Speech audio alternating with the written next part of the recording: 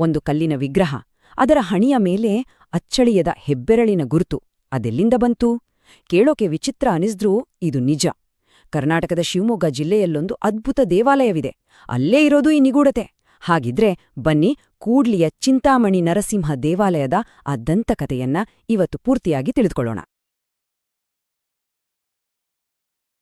ಅದೇ ಪ್ರಶ್ನೆ, ದೇವರ ಕಲ್ಲಿನ ವಿಗ್ರಹದ ಹಣೆ ಮೇಲೆ ಮನುಷ್ಯನ ಹೆಬ್ಬೆರಳು ಗುರುತು ಬರಲು ಹೇಗೆ ಸಾಧ್ಯ? ಇದೇನು ಯಾರಾದ್ರೂ ಕೆತ್ತಿದ್ದಾ ಅಥವಾ ಇದರ ಹಿಂದೆ ಯಾವುದಾದ್ರೂ ದೈವಿ ಶಕ್ತಿ ಇದೆಯಾ? ಈ ರಹಸ್ಯದ ಹಿಂದಿರೋ ಕಥೆಯನ್ನ ಇವತ್ತು ಒಂದೊಂದಾಗೆ ಬಿಡಿಸಿ ನೋಡೋಣ. ಸರಿ, ನಮ್ಮ ಇವತ್ತಿನ ಪ್ರಯಾಣ ಹೀಗಿರತ್ತೆ. ಮೊದಲು ಆ ದೈವಿಕ ಗುರುತಿನ ಬಗ್ಗೆ ಮಾತಾಡೋಣ. ಆಮೇಲೆ ಈ ದೇವರಿಗೆ ಚಿಂತಾಮಣಿ ಅಂತ ಯಾಕೆ ಕರೀತಾರೆ ಅಂತ ತಿಳ್ಕೊಳ್ಳೋಣ. ಮೂರ್ತಿ ಹೇಗ್ ಬಂತು, ಆ ಹೆಬ್ಬೆರಳಿನ ಗುರುತಿನ ಕಥೆಯೇನು ಅನ್ನೋದನ್ನ ನೋಡೋಣ. ಕೊನೆಗೆ ಈ ಅದ್ಭುತ ಜಾಗಕ್ಕೆ ಹೇಗೆ ಹೋಗೋದು ಅನ್ನೋ ಮಾಹಿತಿಯನ್ನು ಕೊಡ್ತೀನಿ. ಹಾಗಿದ್ರೆ ಮೊದಲನೇ ಭಾಗಕ್ಕೆ ಹೋಗೋಣ. ಒಂದು ದೈವಿಕ ಗುರುತು.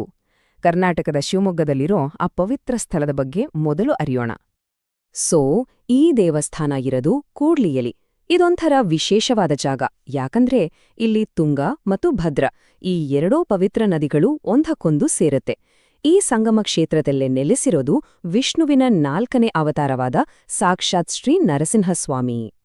ಸರಿ, ಈ ದೇವರ ಹೆಸರೇ ತುಂಬಾ ವಿಶೇಷ ಅಲ್ವಾ? ಚಿಂತಾಮಣಿ. ಹಾಗಂದೇ ಏನು? ಆ ಹೆಸರಿನ ಹಿಂದಿನ ಅರ್ಥವನ್ನ ಇವಾಗ್ ನೋಡೋಣ. ಚಿಂತಾಮಣಿ ಅಂದ್ರೆ ಭಕ್ತರ ಚಿಂತೆಗಳನ್ನ, ಆತಂಕಗಳನ್ನ ದೂರ ಮಾಡುವವನು ಅಂತ. ಹೌದು, ಇಲ್ಲಿಗೆ ಬಂದು ಪ್ರಾರ್ಥಿಸಿದ್ರೆ ಎಂಥದ್ದೇ ಚಿಂತೆಗಳಿರ್ಲಿ, ಮನಸ್ಸಿನ ದುಃಖಗಳಿರ್ಲಿ, ಎಲ್ಲವನ್ನೂ ಈ ದೇವರು ನಿವಾರಿಸ್ತಾನೆ ಅನ್ನೋದು ಒಂದು ಅಚಲವಾದ ನಂಬಿಕೆ. ಅದಕ್ಕೆ ಅಲ್ವಾ ಇಲ್ಲಿಗೆ ಭಕ್ತರು ಬರೋದು. ಎಲ್ಲಾ ರೀತಿಯ ಆತಂಕಗಳಿಂದ, ಮಾನಸಿಕ ತೊಂದರೆಗಳಿಂದ ಅಥವಾ ಅನಾರೋಗ್ಯದಿಂದ ಬಳಲ್ತಿರೋರು ಇಲ್ಲಿಗೆ ಬಂದು ಆ ನರಸಿಂಹಸ್ವಾಮಿಗೆ ಶರಣಾಗ್ತಾರೆ. ಹೆಸರಿಗೆ ತಕ್ಕ ಹಾಗೆ ತಮ್ಮೆಲ್ಲ ಚಿಂತೆಗಳನ್ನ ದೂರ ಮಾಡಪ್ಪ ಅಂತ ಬೇಡ್ಕೊಳ್ತಾರೆ. ಈಗ ಕಥೆಯ ಮತ್ತೊಂದು ರೋಚಕ ಭಾಗಕ್ಕೆ ಬರೋಣ.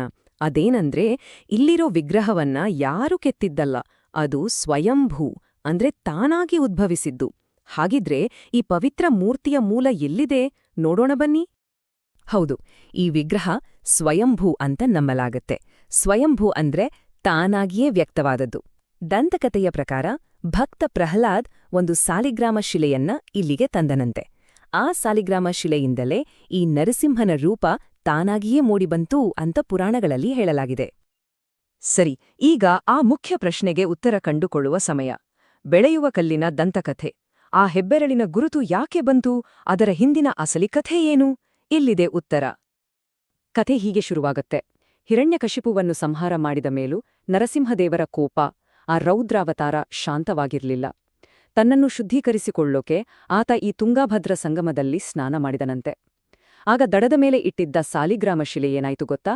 ಅದು ಇದ್ದಕ್ಕಿದ್ದಂತೆ ನರಸಿಂಹನ ವಿಗ್ರಹವಾಗಿ ರೂಪುಗೊಂಡು ನಿಲ್ಲಿಸಲಾಗದಷ್ಟು ವೇಗವಾಗಿ ಬೆಳೆಯೋಕೆ ಶುರುವಾಯ್ತು. ಇದನ್ನ ನೋಡಿದ ಭಕ್ತ ಪ್ರಹ್ಲಾದ ಅದರ ಬೆಳವಣಿಗೆಯನ್ನ ನಿಲ್ಸೋಕೆ ತನ್ನ ಹೆಬ್ಬೆರಳನ್ನ ತೆಗೆದುಕೊಂಡು ಆ ವಿಗ್ರಹದ ಹಣೆಯ ಮೇಲೆ ಗಟ್ಟಿಯಾಗಿ ಒತ್ತಿದನಂತೆ. ಆ ಕ್ಷಣದಲ್ಲಿಯೇ ಆ ವಿಗ್ರಹದ ಬೆಳವಣಿಗೆ ನಿಂತೋಯ್ತು. ಆಮೇಲೆ ಪ್ರಹ್ಲಾದನೇ ಆ ಸ್ಥಿರವಾದ ವಿಗ್ರಹವನ್ನ ಪ್ರತಿಷ್ಠಾಪಿಸಿ ದೇವಾಲಯವನ್ನ ಕಟ್ಟಿಸಿದ ಅಂತ ಹೇಳಲಾಗತ್ತೆ. ನೋಡಿ, ಇದೇ ಈ ಕಥೆಯ ಅತ್ಯದ್ಭುತವಾದ ಭಾಗ. ಪ್ರಹ್ಲಾದ ಒತ್ತಿದ ಆ ಹೆಬ್ಬೆರಳಿನ ಗುರುತು ಇವತ್ತಿಗೂ ಆ ವಿಗ್ರಹದ ಮೇಲೆ ಸ್ಪಷ್ಟವಾಗಿ ಕಾಣಿಸುತ್ತಂತೆ. ಇದೇ ಅಲ್ವಾ ದೈವ ಪವಾಡ ಅಂದ್ರೆ? ಈ ಕಥೆ ಕೇಳಿದ ಮೇಲೆ ಖಂಡಿತ ಆ ಜಾಗಕ್ಕೆ ಒಮ್ಮೆ ಹೋಗಿ ಬರ್ಬೇಕು ಅಂತ ಅನ್ಸಿರುತ್ತೆ.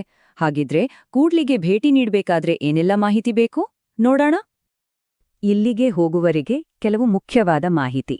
ದೇವಸ್ಥಾನ ಪ್ರತಿದಿನ ಬೆಳಗ್ಗೆ 6ರಿಂದ ರಾತ್ರಿ 8ರವರೆಗೆ ತೆರೆದಿರುತ್ತೆ. ವರ್ಷದ ಯಾವುದೇ ಸಮಯದಲ್ಲಿ ಕೂಡ ಭೇಟಿ ನೀಡಬಹುದು. ಸಮಯದ ನಿರ್ಬಂಧವಿಲ್ಲ. ಅತಿ ಹತ್ತಿರದ ರೈಲು ನಿಲ್ದಾಣ ಅಂದ್ರೆ ಅದು ಶಿವಮೊಗ್ಗ. ವಿಳಾಸ ಸ್ಕ್ರೀನ್ ಮೇಲೆ ಕಾಣ್ತಿದೆ, ನೋಟ್ ಮಾಡ್ಕೊಳ್ಬಹುದು. ಹಾಗಿದ್ರೆ ಕೊನೆಯದಾಗಿ ಒಂದು ಯೋಚನೆ. ಚಿಂತೆಗಳನ್ನೇ ದೂರ ಮಾಡುವ ಈ ಚಿಂತಾಮಣಿ ದೇವರ ಮುಂದೆ ನಿಂತಾಗ ಮನಸ್ಸಿನಲ್ಲಿ ಮೂಡುವ ಮೊದಲ ಪ್ರಾರ್ಥನೆ ಏನಾಗಿರಬಹುದು? ಒಮ್ಮೆ ಯೋಚಿಸಿ ನೋಡಿ.